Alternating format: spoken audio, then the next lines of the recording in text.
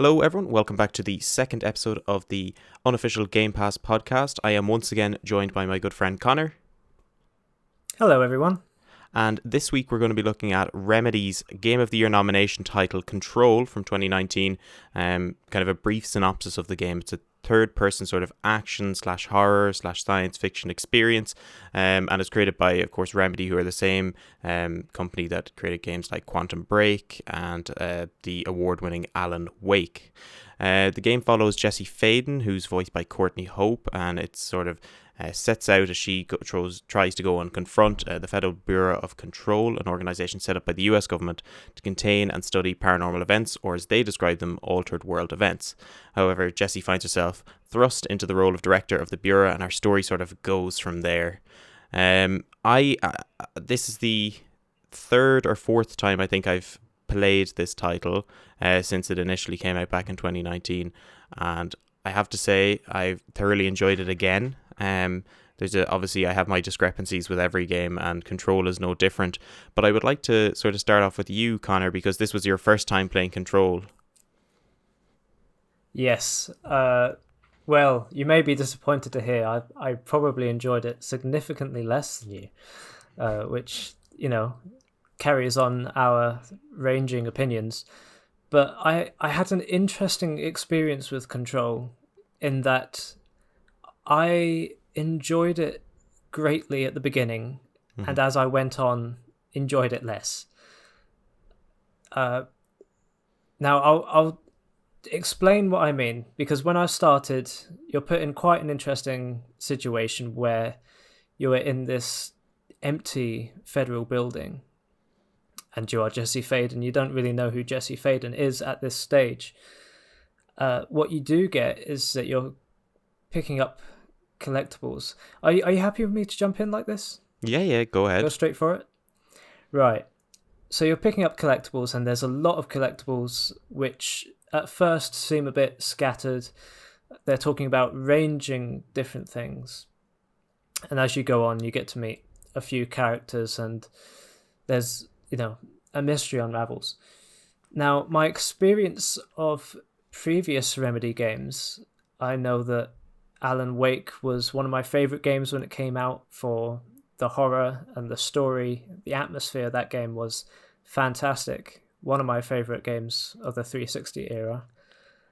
Quantum Break, I started when it was on Game Pass, and I didn't finish it because I found it to be... Well, I know a lot of people criticise that game for not wanting to be a game or a TV show and trying to do both. I found it to be a little slow for me. I never played the original Max Payne games, but I do respect them from a distance. So coming to Control, I'm aware of, and I will say how nice it is that you can tell a Remedy game by the choices that they make. I mean, obviously they like kind of bullet time and supernatural abilities, kind of enemies who are in some way possessed, or sort of these haunting apparitions.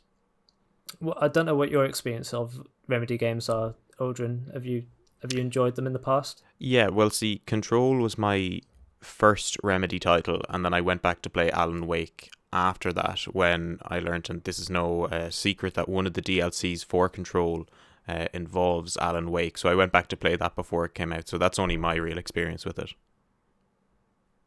So you haven't played Alan Wake? Oh no, I have. I've finished Alan Wake, and I've played all the DLCs for Alan Wake. It's just Control is my very first title, and I only played Alan Wake last year. Okay, fantastic. So when it comes to Control, I knew roundabout what to expect from a Remedy game. I boot up the game. It's third person. It's a shooter. I'm very aware of kind of the thing I'm in for, and starting the game, the enemies very early on don't interest me that much if they're just kind of possessed humanoid, faceless, nameless beings. That would be my first criticism. But actually, the main problem I found was that the like the expanded lore in the collectibles that you find, which are kind of and it's based in the oldest building, which houses the Federal Bureau of Control, which Jessie finds herself as director, through a weird series of events. Now, the federal documents reveal all sorts of expanded lore, as we mentioned last episode, of kind of the X-Files vein. Mm-hmm.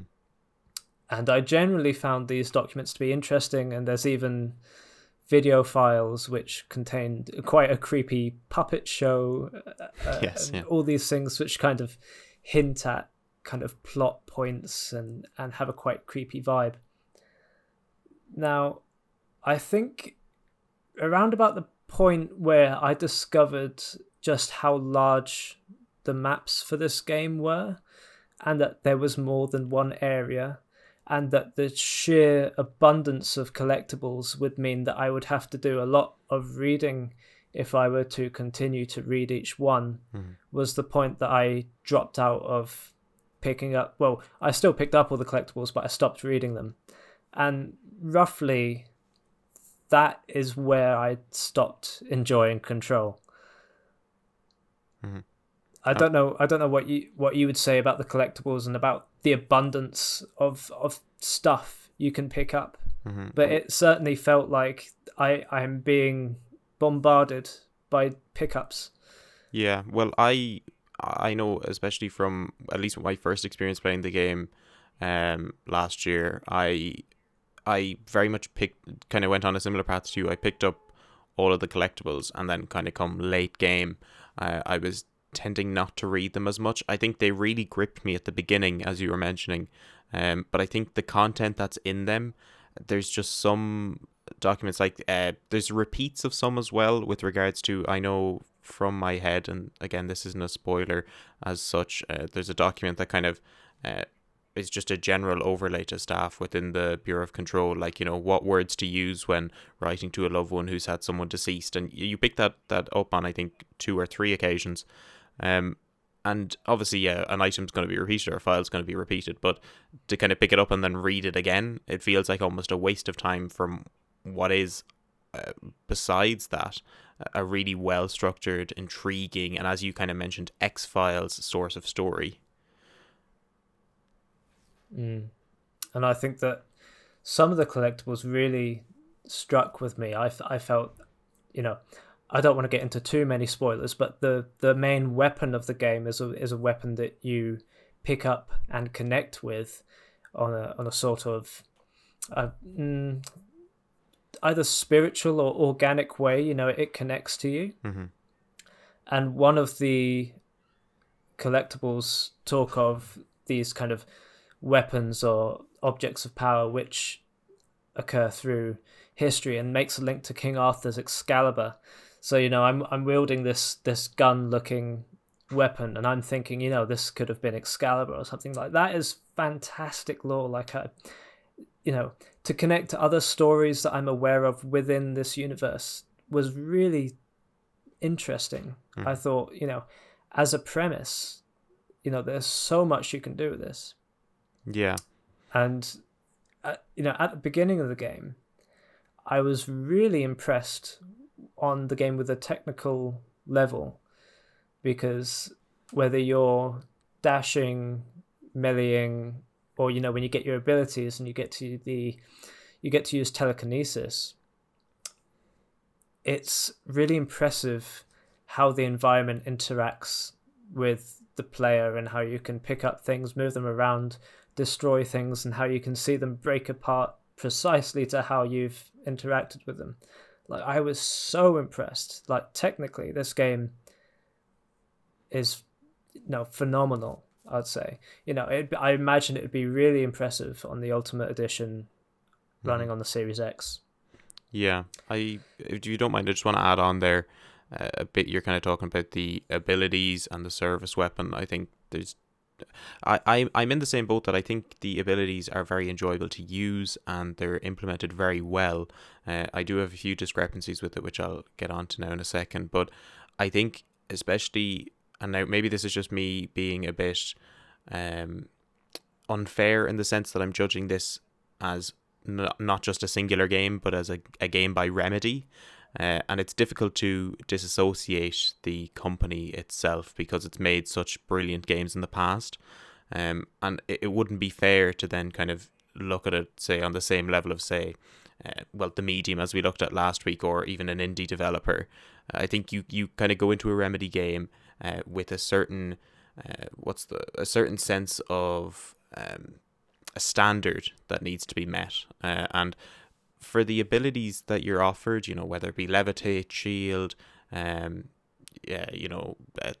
throw, various different pieces, and I think it kind of reminds me quite similarly, in a sense, to its own detriment, of another game that incorporates abilities, which is Jedi Fallen Order. And I don't want to get too much into it, but I say that they're similar on the sense that they aren't new premises, and there's nothing really new about them.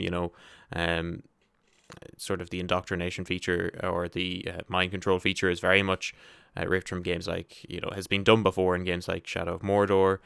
Games like, Levitate certainly isn't a new feature. Dash as well also has been implemented in countless games to date, and the same with Throw.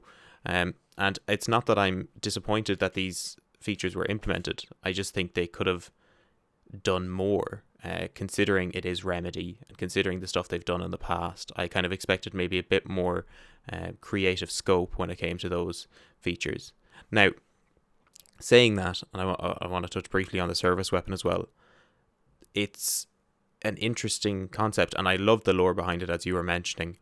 But the one thing I find for me is, once you garner a certain level of abilities, the service weapon pretty much becomes obsolete. And when I say a certain level of abilities, it's really just down to, once you acquire Throw, the service weapon kind of gets relegated to this secondary sort of slot that you use when you're out of energy. And that's because, let's say, for example, you're fighting against the Hiss, and you come up against a shielded enemy or an enemy that doesn't have shields. Throw is effective in both those scenarios. Whereas, the service weapon isn't great against shields. It's borderline, just about useful against normal enemies. Depending on the variant, I think some of them, at least the majority of them, lack a bit of punch, and they don't feel like you're getting the most out of them, bar maybe, say, charge and pierce. But I would say it doesn't, when you see a non-shielded enemy, your first thought, at least in my mind, and I kind of want to get your opinion on this, is it's never to go for a couple of shots with the service weapon. It's more so just to launch something at them, because it deals about 50% damage to them on a multiple of occasions. And the same goes for shielded enemies as well. Bullets are useless against them until the shield is taken down. And again, I just want to reiterate the point that I feel the service weapon gets relegated below the abilities once it's introduced. I'm kind of just, what's your kind of thought behind that? Do you kind of have a similar opinion to that, or? Oh, absolutely, yeah. I feel that this game does a very good job of, what Halo does when you see an elite and you know that you need to use a plasma pistol and then the Magnum. In the same way, you see an enemy with a shield, you need to use telekinesis and then the service weapon, or just telekinesis twice, and throw something at them twice, because, at that point it's faster. What I would mention is that playing this game, I get almost a sensory deprivation, which, is hard to explain, because when you're playing a game, it's very much about the visuals, the audio, and then the tactile thing of, how it feels in your hands with the controller. But actually, when I'm playing a game and I'm in an open area, an open space, or, nature, there's even the visuals connote a sense of breathing, or what that smells like. And in this game, you are confined to this federal building, and the service weapon, while interesting, while it can change form to become a shotgun and different weapon types, it is still the same weapon with the same aesthetic. And there are many points through this game where it's just like, this would be cool if I could hold a shotgun, or this would be cool if there were more things that I could use telekinesis with. If I didn't use telekinesis and I could either grab, the same three objects, which would be a rock chunk out of the wall, an explosive barrel, or another enemy. If there were more environments, I could pick up a pool cue and chuck it at someone, but that I just feel like throughout this game you are fighting largely the same enemies with the same weapon in the same environment. And I don't feel that was enough for me. What it did do was in areas like the quarry, I believe, where there is very definitely a different aesthetic, made those areas much more effective, because I actually looked up to the ceiling in those areas. You might know what I'm talking about. Yeah. And I was blown away. I thought, oh, those visuals are fantastic, because all I've been staring at are these grey cement walls all game. So further to your point, yeah, they could have been used greatly. Let me throw something interesting about. Let me shoot something, from a gun that, has point in the sandbox, or just, feels different from what I've been using all game. Because when I get the stuff that I like and I'm going to use, I'm not going to swap for them. Mm-hmm. Yeah, no, that's very true. And I want to also add on to that, as visually stunning as the game is, I think we need to kind of obviously just clarify that we played it on the Series X, both of us. And I'm not sure if this is still the case, but when I initially played it, I played it on the PlayStation 4, which at the time, hardware speaking, was the better out of the Xbox One and out of the two consoles. You could run, let's say, when it came to the original title, when looking at Control on the Xbox One, you would at times get really poor frame drop. You might at most get a run quality of 720p, and on the PlayStation 4 it ran at about 900p, and that's a problem in itself. And I just want to reiterate, I haven't gone back to play it on those consoles, so there could well have been a patch in the standard edition that made that much more accessible to individuals. But yes, the game does look visually stunning, as you would expect with a title from Remedy, especially in the sense of its variety. And it's something I want to touch on, because story-wise, as interesting as the characters are, the setting of the oldest house is what really draws me back to this game every time. Different facets of, say, going... I'm not sure of the name of the location again, but you'll know what I'm talking about. The huge lobby area surrounded by stairs with the two trees going up the middle of it. Like, it looks visually stunning, and it's different to, say, as you mentioned earlier, the quarry, or to varying other factors such as the core of the oldest house. And so it offers this sense of difference while playing, whilst also making everything look cohesive. I don't know if you want to add something more onto that. I will continue with my experience with playing this game, which plays into the areas, and I will say that there are different areas, different sectors of the building that you explore.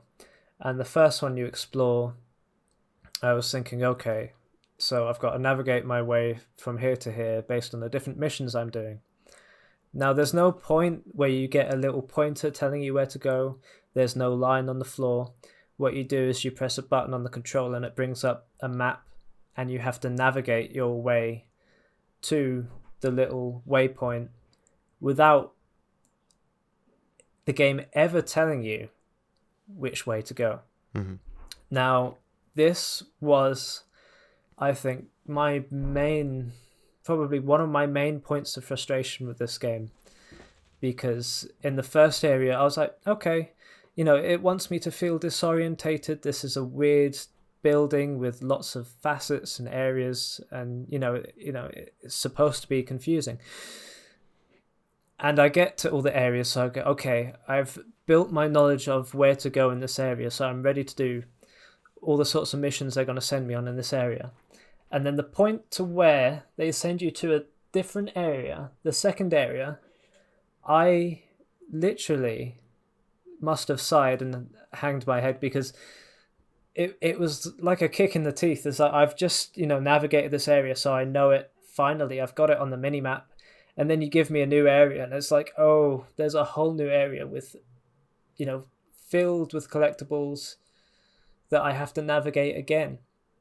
And while the area was interesting, I have to admit I got lost on entering the new area. I went to a place with far higher level enemies than I could handle at that point. Mm-hmm. And it felt tiresome. It felt like it was wearing me down. And again, with the collectibles, there are these boxes everywhere that you open, to help to reward you from exploring these areas.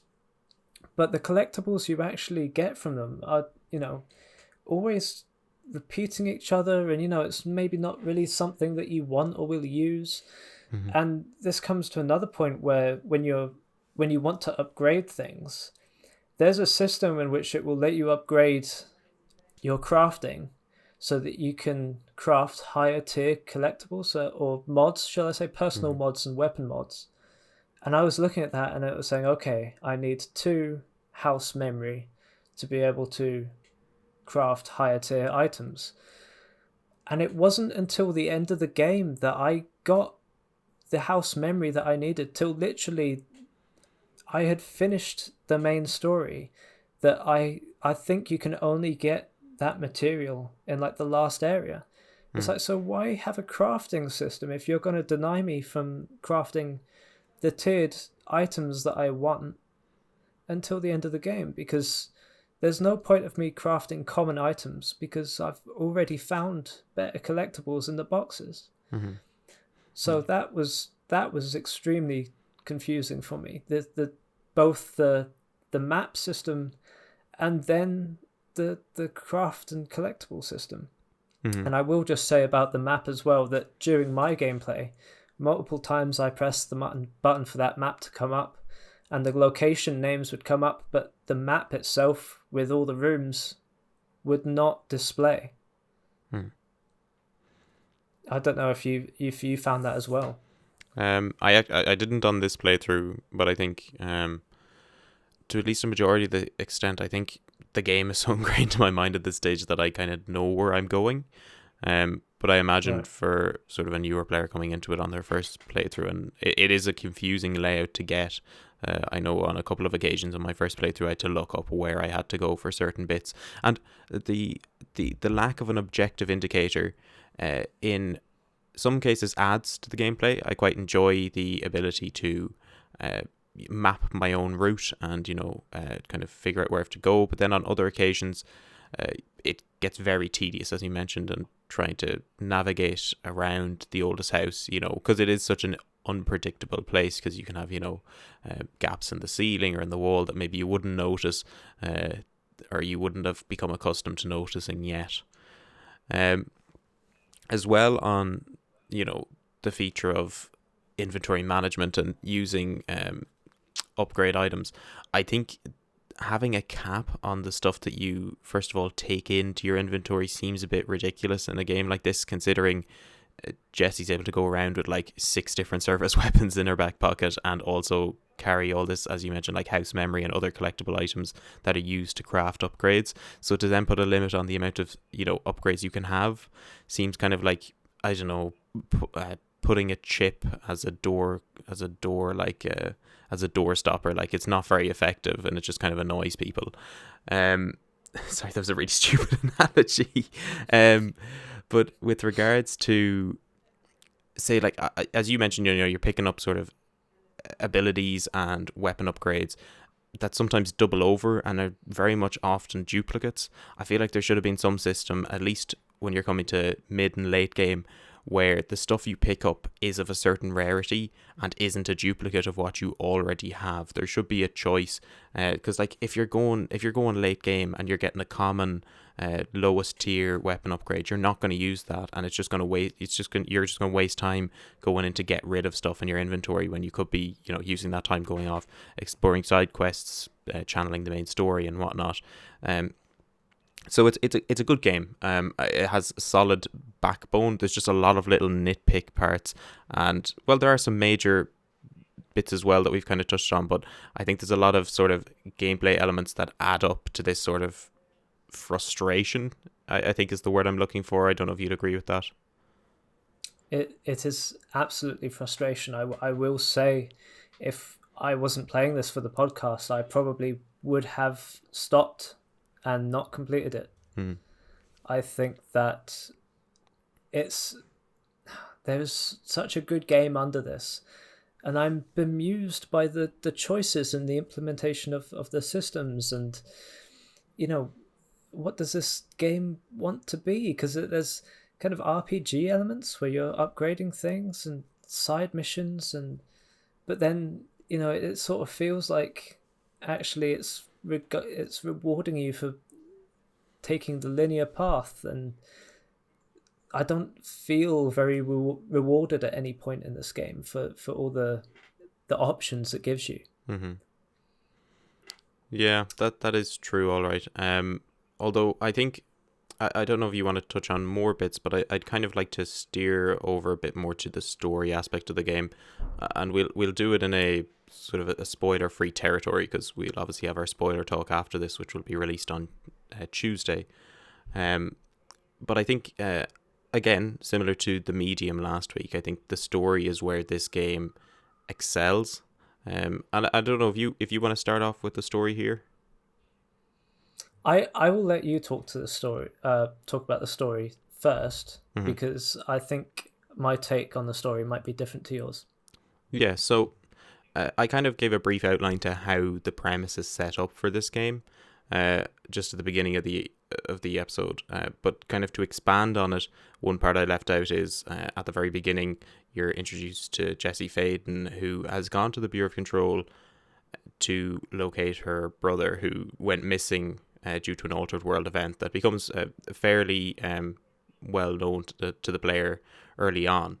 And I see, I'm struggling to try and tell this story in a way that doesn't really spoil it for people who are just starting out. But I think I'll talk a little bit about the introductory section, because that's not huge spoilers and it's only very early game.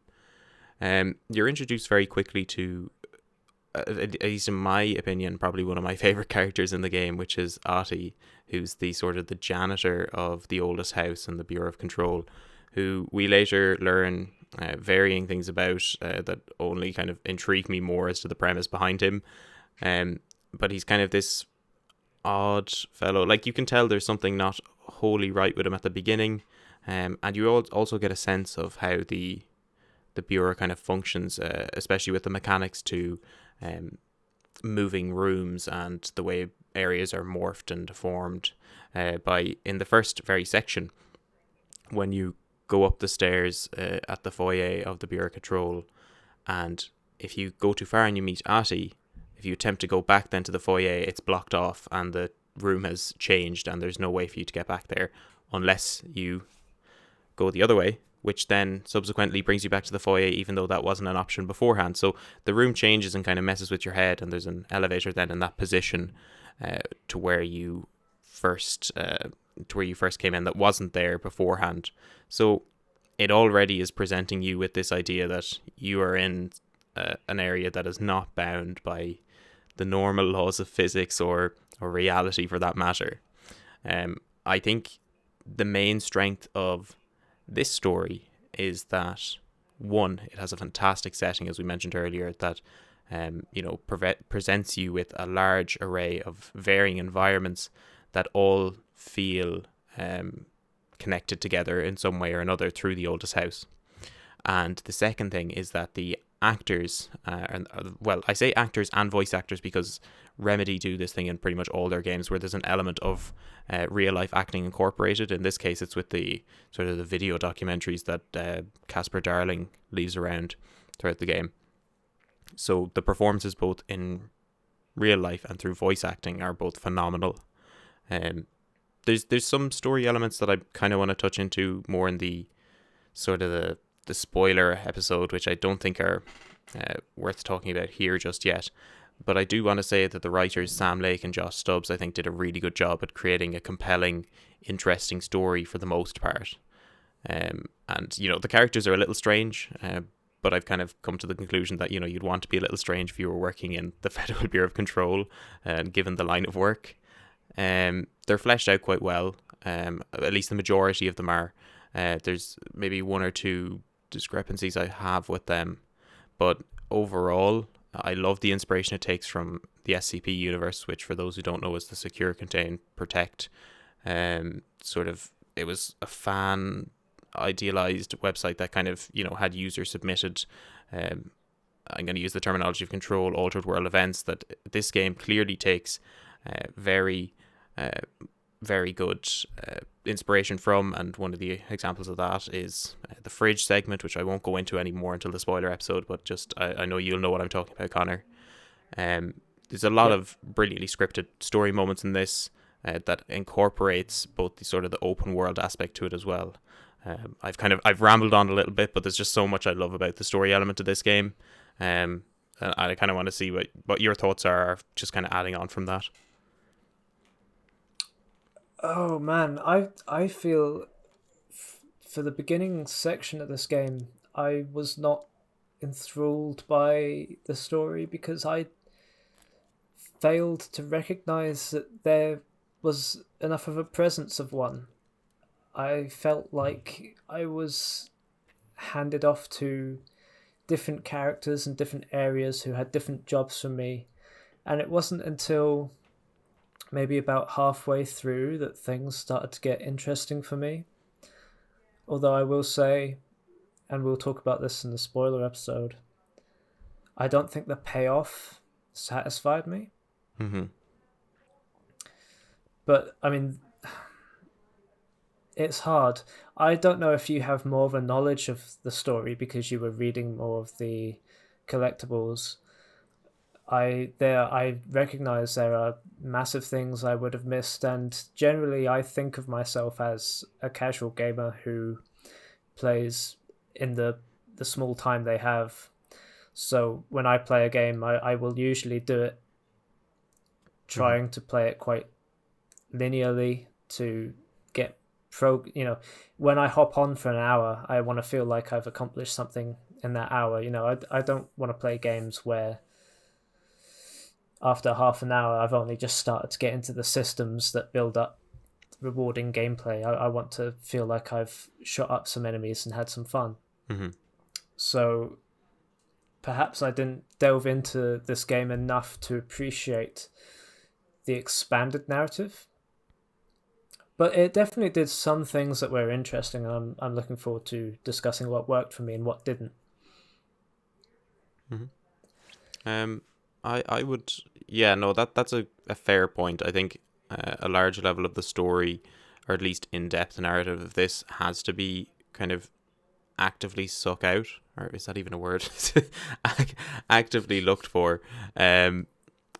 Like with regards to, say, different documents, I think reveals sort of more in-depth, variants of, say, the oldest house and what it represents. I think there's some really good bits, especially when you go to the mail room, or when you go to, I can't remember the area now, but it's pretty much where they file all the altered world events. Like, you get a lot of different info on some.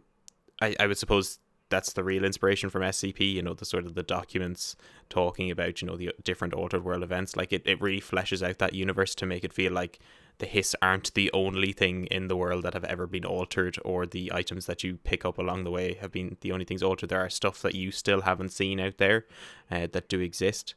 I think those are really interesting. I do take on board, though, that, like, as you mentioned, the story kind of passes you off to new main characters, and I think in a sense that's a way to kind of introduce you as Jesse to everyone, or at least what your main sort of team is going to be in the Bureau of Control.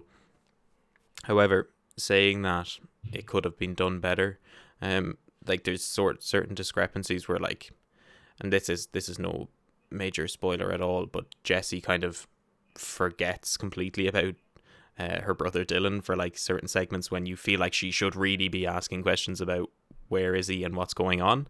But that's, again, something we'll dive a little bit deeper into in the spoiler review.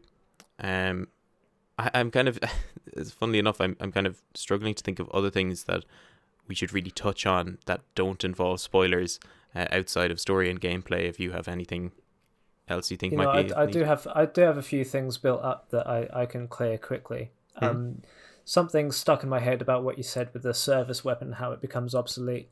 There is a moment early on in the game where you find that shooting enemies in the head causes them to stagger, but due to the amount of abilities you gain later on, you don't even, at least in my experience, you don't even think about shooting enemies in the head. You're just using a range of your abilities to create devastation, really.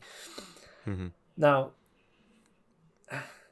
I've said that I sort of became frustrated with this game and, was doing it mainly for the podcast. What helped in that was actually what I thought was a really interesting implementation, the assist mode. I don't know if you've played with this at all. I may have, if you kind of refresh my memory on it a little bit. So I believe that there are sliders that you can put assist mode on, and then there are sliders for how much damage you want Jesse to take, how much damage you want Jesse to give, and then like an energy or ammo reload speed. Yeah, this is on the same page as like where they have the options for God mode and all that, isn't it? Yeah, pretty much. But deciding exactly what you want. Now, when I was playing this game, I decided that I didn't want to die, basically, because I didn't want any setbacks. I wanted to enjoy the combat, and that the combat is enjoyable. I'd say the combat is what made this game for me, and if anything, it was the traversal of the areas that broke it for me. I feel like I spent way too much time running around aimlessly, not knowing where to go. And I just wanted to go to the next room where I could shoot up some people. So I kept flicking my damage to about 70 to 80%. So, it was a level where you'd die if you were stupid, but you probably wouldn't die. Now, I'll say that I definitely enjoyed the game a lot more when I got levitation, because flying around is a lot of fun, and that definitely added an element of fun for me, and it's definitely in the combination of abilities and enemies and the different things you can bring into the combat, which makes this game, how many times can I say fun? But there's another ability called Seize, where you turn an enemy to your side and they fight for you. Now, this kind of brings up one of the main problems I had with the enemies, in that they are possessed employees of the Federal Bureau of Control. And actually, when I seized, 2 enemies, I think it might allow you, and they started working for you, I cared about them a lot. I was like, oh, I've got my own guys fighting for me against, they became like Marines in Halo. And I felt for them, and to just see them kind of, their heads just explode after a time, it's just like, oh, that's sad. But there could have been so much nuance with the enemies, other than just possessed by this enemy called the Hiss.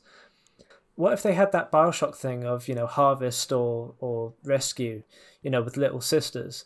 What if they implemented that actually all the people are still in there and you can possibly save them, or that when you're killing them, you're actually killing innocent people who are still trapped inside?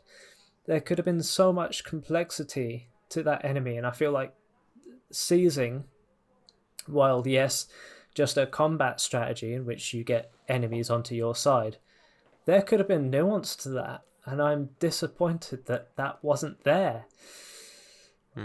Yeah, because it is. It's actually. I just kind of want to add, because it's interesting at the very sort of beginning of the game, and again, this isn't a major spoiler. Jesse tries to free one of the employees who's just kind of dangling there from the Hiss's control, but to like no avail. I think the person dies. Then it's interesting. This just kind of popped this idea into my head, like that. Then you get the seize ability, and I'm kind of interested to know what would happen if you just tried that on one of the sort of lifeless bodies that's just kind of floating around, as opposed to say one of the soldiers. Like, what would the effect be? And I think that's something that hasn't been explored. Yeah, and that that instance definitely makes me think, why am I not allowed to try this? And there was a certain point in the game where I was stuck. Oh, that will be another point I come on to.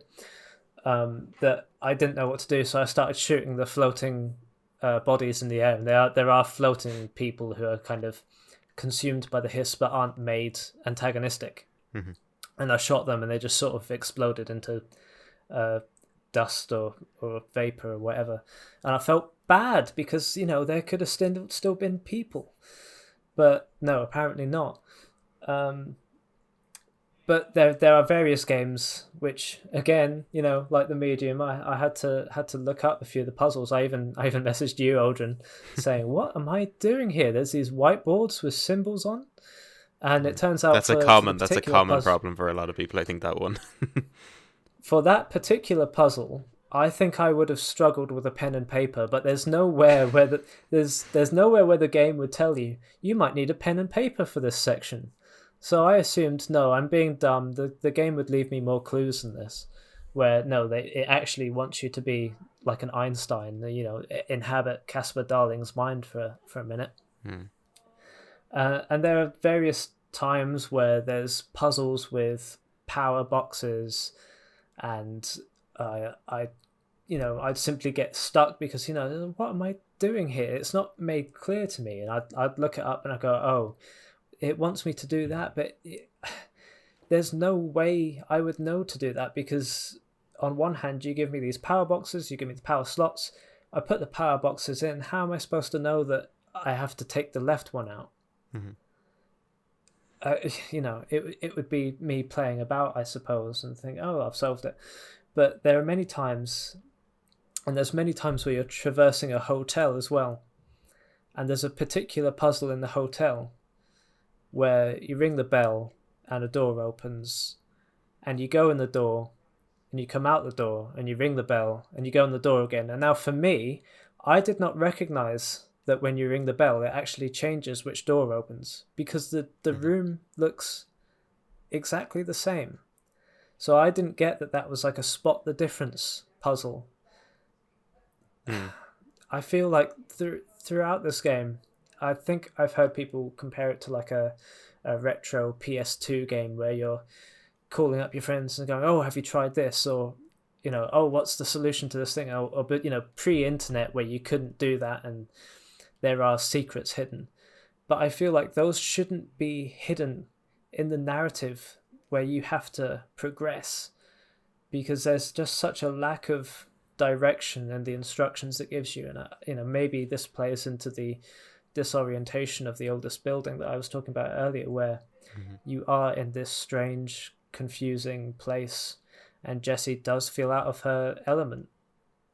Maybe it's trying to do that, but as a player with little time to feel like I'm running around or just stuck for 10 minutes, it's not really nice when I just want to shoot up some enemies. And there is a fantastic sequence in this game where far removed from the other combat sequences, where like a rock or a heavy metal song plays and the environment shifts so that there are these really interesting combat situations, and it's a whole scripted sequence, and that was amazing. I loved it. I wish the whole game could be like that, but it's too busy trying to do all these different things and they don't really match up for me. Yeah, I think it's definitely I think in certain elements it's a curated game, I think, for most. I think it's a fantastic spectacle with some interesting narrative elements that you'd expect from Remedy. I think if I was to sort of describe it, whilst I really enjoy it, I think it would be the gaming equivalent of Oscar bait. I think it's something that's created to appeal to the masses and to tell an interesting story, but at the kind of the surface, I think the gameplay elements and it doesn't really know what it wants to be, and there's elements of it that aren't particularly enjoyable to come back and play. I rate a game out of its replayability, and this is one of those titles that if you're not really invested in kind of hearing that story again, it's not worth coming back to. Saying that though, I think it's worth at least trying. I think it's definitely worth a download especially if it's for free on Game Pass. I think if you'll know kind of fairly quick, maybe first hour or two in, if this is something you want to get involved in, because I think the general pacing of the opening segment is a good indicator of the pacing of the entirety of the game, bar maybe one or two elements as you mentioned. So I would say to people to download it, give it a go if you're into if you've enjoyed Remedy titles in the past, if you're into sort of third person shooter with a bit of tacked on story. Well, I wouldn't say tacked on. That's a bit unfair on the thing. I think it's very much a good story there. I would say it's worth downloading for people who are interested in that sort of stuff. What would you think? I am glad this game is on Game Pass. If I had paid £60 for this game, I would be incredibly upset. I feel like it's one of those games where you have to try and figure out if it's your thing. For me, as a casual gamer, I don't think I'd want to put in the time kind of messing around in the environment with all the collectibles and the puzzles and everything. I want to shoot things. That's always the thing, is like in the Doom, and although I get Doom now, I went back to like the original Doom. It's like, oh no, there were these hidden rooms and secret areas. This has always been a part of Doom, and therefore I shouldn't be annoyed in Doom Eternal where I do a platforming section or I have to look for these little secret things, because that's always been a part of Doom, and that has some charm. But ultimately, when I do play Doom, I just want to shoot things, and that is the problem here, is that I'd say download it and try it. For me, I don't think it's worth all the time I wasn't enjoying myself, but it is an interesting game. Okay. Yeah, well, I think, again, obviously the beauty of Game Pass is that you can download a game, and if you don't like it, you can kind of just delete it, unless you're like me and you download it and you have such bad internet that it takes maybe a day or two, and so you're kind of forced to play a bit more of it so you get the use out of it. With that being said, I think we'll wrap this episode up here. We will have a spoiler episode coming out on Tuesday regarding Control, and next week's game we're going to be looking into is Yakuza 0. That'll be an interesting title because I believe both of us have no prior sort of knowledge or insight into this series, so you'll be getting a fresh take from both of us on that one. If you've enjoyed listening to this podcast, you can give us you can subscribe to us, or you can follow us on whatever podcast medium you're listening to us on. You can go and follow our pages on Facebook, Instagram, and Twitter. And if you'd like to get involved, you can also email us on our business email too. With that being said, I hope you enjoyed this episode, and we'll talk to you all next week.